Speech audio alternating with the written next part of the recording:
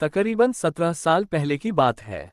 ये वह दौर था जब 20 रुपए के रिचार्ज पर 14 रुपए का टॉक टाइम मिलता था। मेरी सगाई हो चुकी थी। रिलायंस टू रिलायंस फ्री था, फिर भी बातें कमरे के कोने में या फिर घर की छत पर जाकर चोरी चोरी हुआ करती थी। मैं उन दिनों कंप्यूटर डिप्लोमा कर रही थी और छुप छुप कर अपने मंगेतर से मिलती थी। अक्सर देखा जाता है कि लड़के अपनी महबूबा से मिलने उसके शहर आते हैं, लेकिन यहाँ उल्टा था। मैं इतनी बेवकूफ़ कि मैं अपने आशिक से मिलने उसी के शहर जाती थी। हम मिलते, घूमते फिरते, खाते पीते। सच कहूं तो इतनी ही मुलाकात होती थी और यही प्यार था। वह पार्क में बैठकर मेरा हाथ पकड़कर मेरे चेहरे की तरफ लगातार देखते रहते और बातें करते रहते। मैं नजरें झुकाए बैठी रहती। मैं पहले प्रेमिका जैसी मासूम थी और आज तारका जैसी भयानक। एक दिन यूं ही मुलाकात का दिन था और मेरे पास वापस घर तक पहुंचने के लिए खुले पैसे नहीं थे। बड़े नोट तो थे पर मुझे 10 रुपए की जरूरत थी। मंगेतर बाबू मुझे जबरदस्ती 100 का नोट पकड़ाकर अपनी दिलदारी दिखाना चाहते थे, जबकि मुझे जरूरत केवल 10 रुपए की ही थी।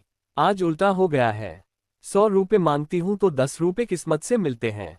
खैर, हमारा प्लान बना कि मिलन के बाद वह मुझे वापस छोड़ने मेरे शहर तक आएंगे ताकि हम बहुत सारा टाइम एक साथ गुजार सके, अपने प्यार का कोटा थोड़ा पूरा कर सके, लेकिन वह कभी होता ही नहीं था।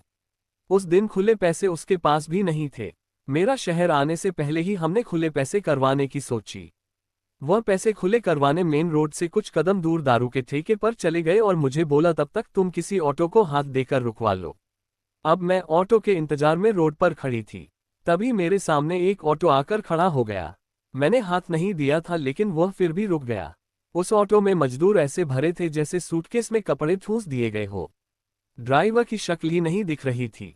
ड्राइवर ने जैसे तैसे करके अपनी मुंडी बाहर निकाली और मुझसे पूछा, तू यहाँ क्या कर रही है? ड्राइवर की शक्ल देखते ही मैं सफेद पड़ गई। ड्राइवर कोई और नहीं बल्कि कुनबे से मेरे चाचा थे।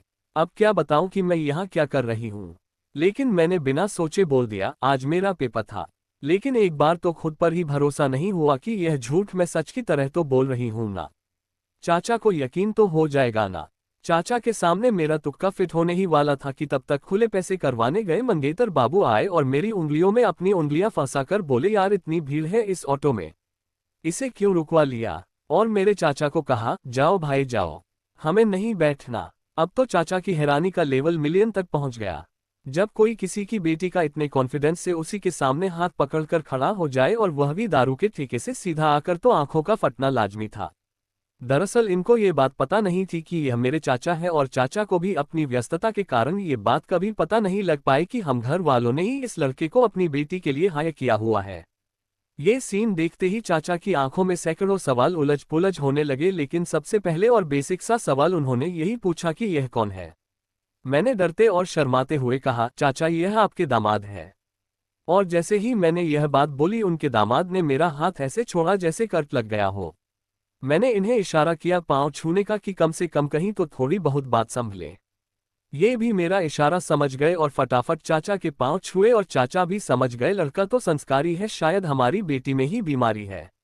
मैंने चाचा को कहा, चाचा प्लीज घर पर मत बताना वरना सब गुस्सा करेंगे। चाचा ने कोई जवाब नहीं दिया, बस इतना ही बोले, जल्दी घर पहुंच जाना। और तभी अपनी जेब से 50 रुपए का नोट निकाला और दामाद साहब को दे दिए और कहा, खुश रहो। मैं घर पहुंची तो डरी हुई थी। हर चेहरे को ध्यान से देख रही थी कि कहीं किसी को कुछ पता तो नहीं चला, लेकिन सब कुछ बिल्कुल नॉर्मल था। तब समझ आया कि अंकल ने बात ऑटो के बाहर ही छोड़ दी। आज इस घटना को 17 साल हो गए और ये किस्सा अब जाकर बाहर आया है। कुछ बातें घर नहीं पहुंचती, बस यादों में रह जाती हैं। थोड़ी शरारत बनकर, थोड़ी मुस्कान बनकर,